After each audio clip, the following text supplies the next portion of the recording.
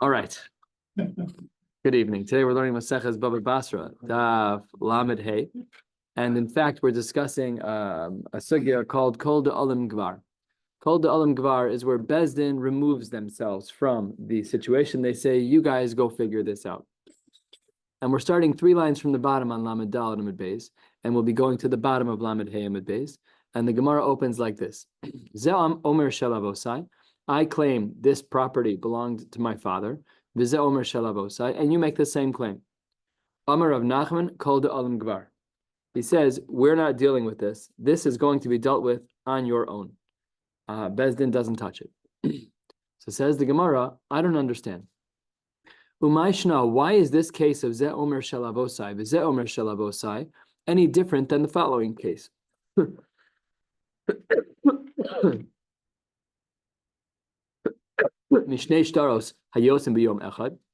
Let's say that 2 different people show up at Bezdin. I have one, I walk into Bezdin with a star that says, Mark sold me this property at 123 Main Street. 10 minutes later, 10 hours later, same day, Michael walks in and says, Mark sold me this property at 123 Main Street. That's Shnei Shtar Sayotz B'Yom Echad. And turning to the top of Lamed Hey Amud Aleph, the Rav Amar Yachloku. Rav says in such a case where me and Michael have equal claims with documentation to the property that Mark was selling, we should split it evenly. Shmuel Amar Shuda D'Daini. Shmuel holds of Shuda D'Daini. That's a very, very simple principle here, which is that the Dayanim assess and project what Mark would have wanted. Right? Just okay, he's closer. He owed a favor. They were neighbors. They kind of go with their judgment. Now, whether you hold like Rav or Shmuel, what's missing here? Why don't we say Kol de Olam Gvar? If Rav Nachman was willing to say a Kol de Olam Gvar, where the claims were identical, which is Ze Omer Shalavosai, Ze Omer Shalavosai, then why over here, where Michael claims that Mark's property is his, and I claim that Mark's property is his, why don't we say Kol de Olam Gvar over there? Why both Rav and Shmuel? Why don't they say like Rav Nachman? Why don't we suspect that Mark wanted money from both of them and could care less who gets the property? That might be that he's a crook, but Bezdin has to decide who gets it, me or Michael. Could be that he's a crook. Could be. Lamaisa Bezdin has to decide. But what Bezdin didn't say is Kol de Olam Gvar, that Michael and I have to fight it out. The assumption wasn't in this case that Mark was going to do that. Could be. Then we just go to the person who got it first. The Gemara says no, not in this case, because first. That was the same day as the star. the answer to Gerald's question is correct. The Rishonim discussed this. We do not hold of sha'os. If it's 8 a.m. versus 10 a.m. in halacha, that doesn't matter. Halacha doesn't matter. We don't look at sha'os. And in fact, that's going to come up in a moment. So why is it that when Rav Nachman was talking about the case we started with of Ze Omer Shalavosai, Ze Omer Shalavosai, why is it that in that particular case, Rav Nachman said Kol de Olam Gvar, and yet in another case where the 2 claims were seemingly identical, we don't say Kol de Olam Gvar? So the Gemara says, Hasam, in this new case of Shnei Shtaros Hayotzim B'Yom Echad, Leka Lemeka Malad Milsa. There's no way to ever verify that either one of those claims is correct. Because what are you going to do? Bring witnesses? Bezdin saw me walk in with a star. They saw Michael. There's no witnesses to bring. Witnesses for what? There's nothing to do. You can't verify any more than what's been done. But Hacha, in our case, of Rav Nachman's case, where it's Ze Omer Shalavosai, Ze Omer Shalavosai, that's each person vouching for themselves. Hacha, there we can bring verification. We can bring Eidim from only one side. We couldn't do that in the case of the Shnei Shtaros, but we can bring Eidim back in our case. Therefore, the cases are not comparable. That's why by our case, we said Kol de Olam Gvar.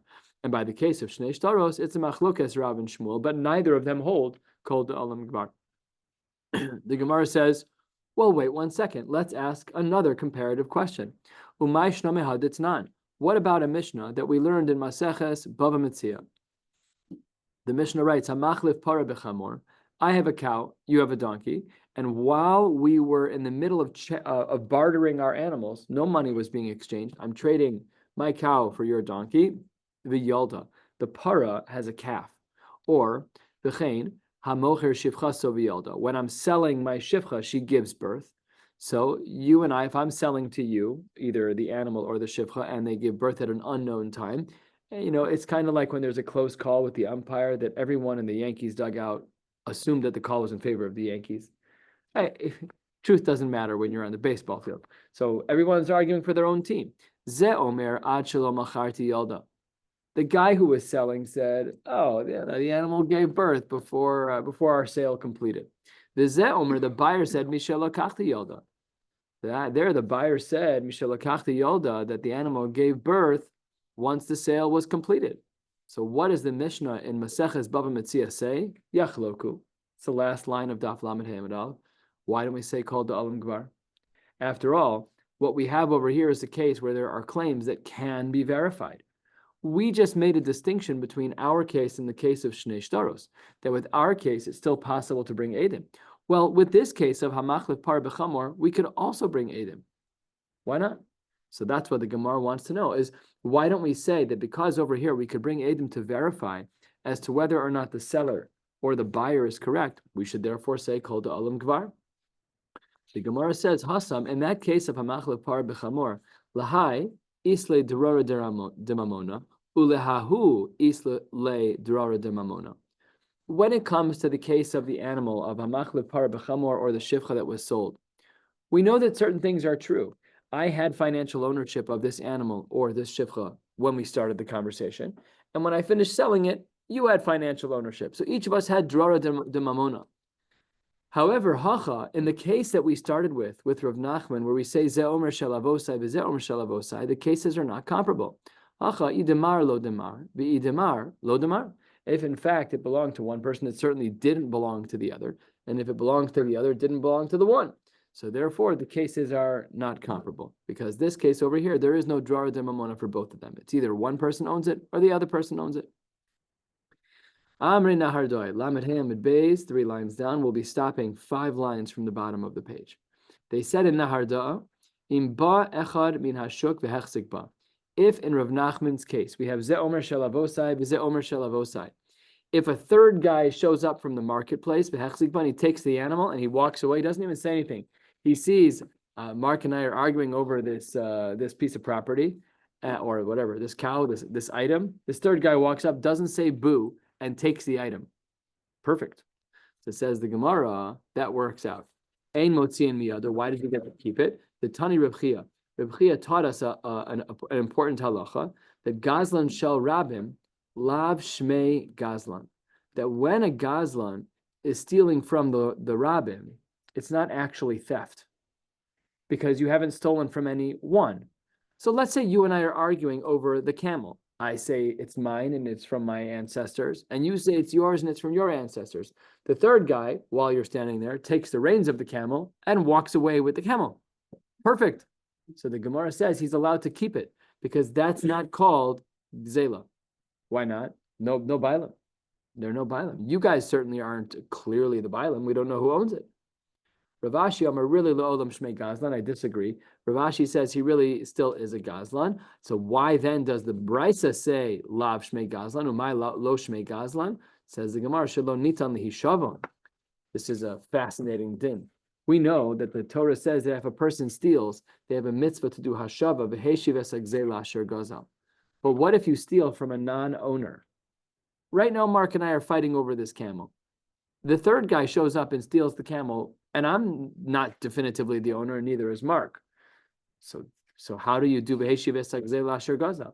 What Rav Ashi is saying is that the language of Lo Shmei Gazlan, that means that yes, he stole, but no, there's no hashava. There's no way for him to properly return it. So that is what happens if we add a third person to the mix. If I think the cow is mine or the camel is mine and Mark thinks it's his, the third guy can take it, and it's still gzela. It functionally is his. The mechanics work, he owns it. The however is that he has no hashava. That brings us to the 2 dots, a quarter of the way down on Lamed Hey Amid Beis. We had learned in our Mishnah, Chezkasan Shalosh Shana Miyom Liyom, that if a person wants to make a chazakah, they have to be on the property for 365 days for 3 years. And Amar Rabbi Abba, a little bit of a twist in the case, is dalile ihu gufei tzana depere. If he himself, if the original owner of the property is seen on the property with a basket of fruit, and he's helping the squatter. So what happens if the owner is helping the squatter? What does that look like? Certainly looks like it doesn't belong to the owner, because he's helping the squatter. Then we don't need to wait 3 years. If you see that the squatter is being helped by the original owner, that means by definition that that property is now owned by the squatter. Amar of Zvid. However, this is not necessarily true. V'im ta'an, if the owner of the property said, no, let me explain why I'm helping him with the fruit. V'amar leperos horadativ. I allowed the squatter into my property. He's really not a squatter. I allowed this guy into my property because he bought the fruits off of my property. So when you looked into my property and you saw that I was holding tzana de peri, I was holding a basket of fruits, that's not because I have acquiesced and now he is the owner of, no, it has nothing to do with that. He's buying fruit from me and I'm handing him a basket. The optics may not look like you think they look, but I'm really the owner and he's not a squatter. And in such a case, Ne'eman, the claim that the owner could make of I told this person that he can come into my property to pick up fruit, that is considered to be acceptable. The Hanimili, when is it that the owner can make such a claim? That's only besoch shalosh. That's only in the first 3 years, obviously. Aval la'achar shalosh lo. After 3 years, why can't you make this claim? Squatting years are over. He already is kona. You can't make this claim in the 4th year. You can't make this claim in the 3rd year in one day. You're done. You're allowed to make the claim during the 3 years because that is basically a strong sign that you're making a macha. And if you say, no, this guy is not a squatter, he's allowed to buy fruit from me. The sign said strawberries for sale. He pulled it into the driveway. Okay, that's all that's happening. So that's a good macha, but only in the first 3 years. Says the Gemara, Amar le Rav Ashi le Rav Kahana. Rav Ashi says to Rav Kahana, Ila pira achte, if this guy is allowed to have access to fruit, he's allowed to enter the property for fruit, my havale lemeva. Let's say that I sell Gerald rights to the fruits of my property. Every day he can come in and take a basket. So what happens? That means that Gerald is on my property every single day. How do I prevent him from claiming a chazakah after 3 years? Gerald will have been there every single day, 365 days a year, times 3 years. So I own the property. Every day at 6 a.m., Gerald drives in, grabs a basket of fruit, and drives off. But he looks like a squatter. And what would stop anyone from saying that he isn't a squatter if, in fact, he's been there for the requisite number of days? So Amar Le, Rav Kahana says back to Rav Ashi, Ibai le limchuye. What needs to happen is that I need to put up a sign and say, Gerald is not a squatter. He's a purchaser. He's a lokeach. He's just coming in for the strawberries. He's strawberry picking. He looks like a squatter. Yeah, he's not. I'm making a macha. He's not. And says the Gemara, this has to be the case. Halfway down, Lamed Hamid Beis. Di'lo te mahachi. If you don't say that I, the homeowner, have to make a macha, then hachi hani mashkanta desura, the kasab behu, that this idea of the mashkanta desura, which we've seen a couple of times already, a mashkanta desura is where I loan you a field that produces fruit because I really owe you $10,000. Every apple you harvest is $1 off of the money I owe you. You can therefore harvest 10,000 apples. That's mashkanta desura.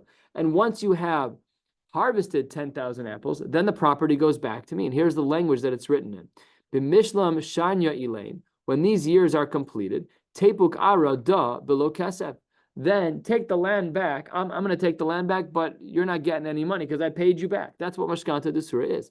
Now, if there was a scenario, says the Gemara, if the person who's able to, the person who's living in the field in order to get paid back, if he were to be kavishle, if he were to hide the shtar mashkanta gabe, he'd hide it. And he was even able, in theory, to make the claim that I really purchased it. So then, there's no possible way that we would believe him with that claim of lekucha hi biyadi, because it undermines the mashkanta desura structure that the Chachamim created. The whole point of the mashkanta desura structure was to make it easier for a person to pay back when he doesn't have liquid cash.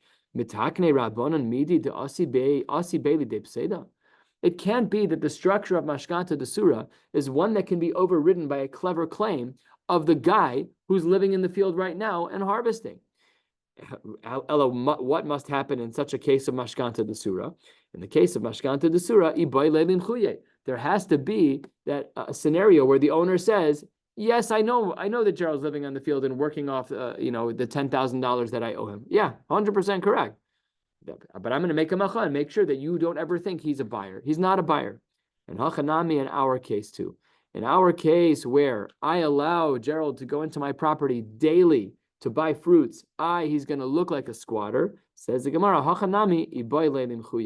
I have to just make a stink and say, sorry, he's not a buyer. He is in fact, he is nothing. He is definitely not a squatter, and I'm going to make a macha. We'll stop right here at Amar Rabbi Yehuda, and Emir Hashem will pick up tomorrow with Daf Lamed Vav. Wishing you all a beautiful night.